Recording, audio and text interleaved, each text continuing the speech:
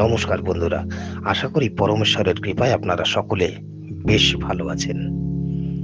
Video thumbnail দেখেই নিশ্চিতভাবে আপনারা বুঝতে পেরেছেন যে আজকের আলোচনার বিষয়টি কি।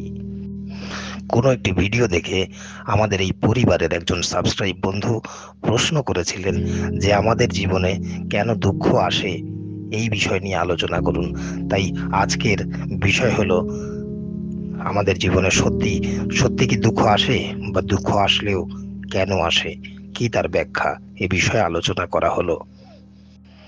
সত্যিই তো আমরা চলার পথে জীবনে প্রতি মুহূর্তে প্রতিনিয়ত একটা প্রশ্নই আমাদের জীবনে উত্থাপিত হয় বা আসে।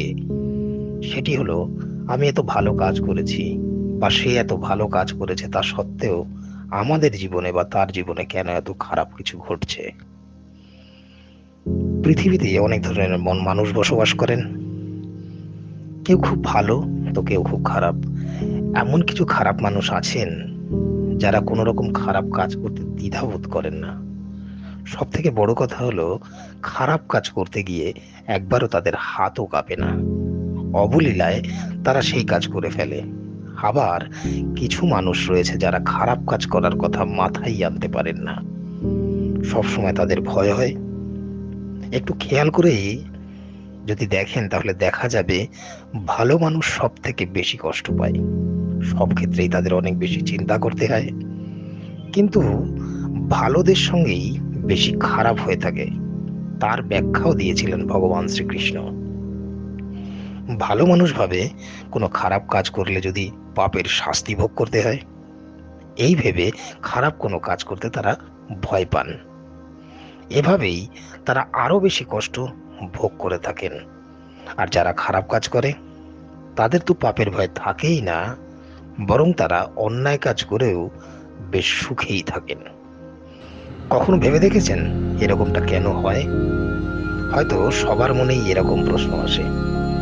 যদিও এই উত্তর সঠিকভাবে কারোর কাছে নেই, তবুও যদি গীতা শাস্ত্র আমরা অধ্যয়ন করি, নিশ্চিতভাবে আমরা জানতে পারবো। কারণ অর্জুনকে তার পরম মিত্র ভগবান শ্রীকৃষ্ণ এর উত্তর দিয়েছিলেন।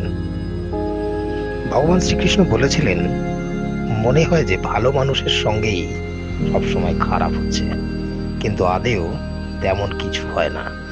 যে মানুষ সৎ ও সদাচারী হয়ে থাকেন, তারা সবসময় চায় তাদের আগের জন্মের সমস্ত পাপ যেন এ জন্মে শীঘ্রই শেষ হয়ে যায়। কারণ তারা মানসিকভাবে পাপ থেকে মুক্তি পেতে চান। কোনো মানুষ আগের জন্মে যা পাপ করেছিল, তার শাস্তি সে সেই জন্মে ভোগ করেননি, কিন্তু এই জন্মে সে সদাচারী মানুষ হয়ে জন্ম নিয়েছেন।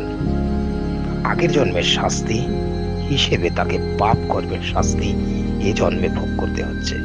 এই প্রসঙ্গে স্বামী সর্বনানন্দ বলেছেন, ভালো মানুষই কষ্ট ভোগ করে থাকেন, কারণ যখন কষ্ট তাদের জীবনে আসে, তারা তা সহ্য করতে পারেন।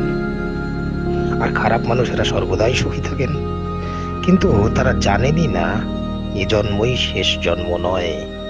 কর্মফল সবারই মিলবে, সেটি আজ মিলুক আর কাল। ঠিক যেমন ভাবে শ্রীকৃষ্ণও নিজের কর্মফল ভোগ করেছিলেন, আর রামরূপে বিষ্ণু বালিকে বধ করেছিলেন। তাই তার পাপের শাস্তি পেতে হয়েছিল পরের জন্ম কৃষ্ণরূপে। তাকে তীরবিদ্ধও কিন্তু হতে হয়েছিল। একইভাবে মানুষকেও তার কর্মফলের জন্য কষ্ট পেতে হয়। এ জন্মে ভালো মানুষ হয়ে জন্মালেও গত জন্মের পাপ কখনো ধুয়ে যায় না। মানুষের কর্মের ফলই মানুষের জীবনে কষ্ট রূপে আসে। যখন মানুষ তার কর্মফল ভোগ করে নেন, তখন সে মুক্তির পথ লাভ করে। এ কারণেই ভালো মানুষদের সঙ্গে যখন কিছু খারাপ হয়, তখন বুঝতে হবে তারা তাদের আগের জন্মের পাপের শাস্তি ভোগ করছেন, আর দ্রুতই সে তার মুক্তির পথ খুঁজে পাবেন। আর তারপরে যে দিনটি তার সামনে আসবে, সেটি তার জন্য অনেক শুভ বার্তা বয়ে নিয়ে আসবে, নতুন এক সকালের সূচনা করবে। তো বন্ধুরা, ভিডিওটি কেমন লেগেছে নিশ্চিতভাবে আপনারা জানাবেন কমেন্ট বক্সে।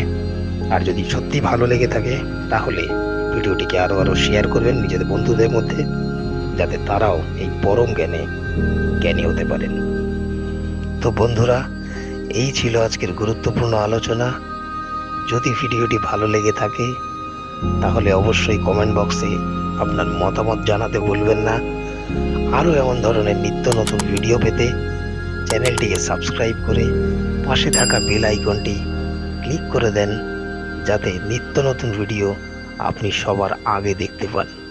আজকের মতো বিদায় বন্ধুরা, ভালো থাকবেন, সুস্থ থাকবেন, পরমেশ্বর আপনার মঙ্গল করুন।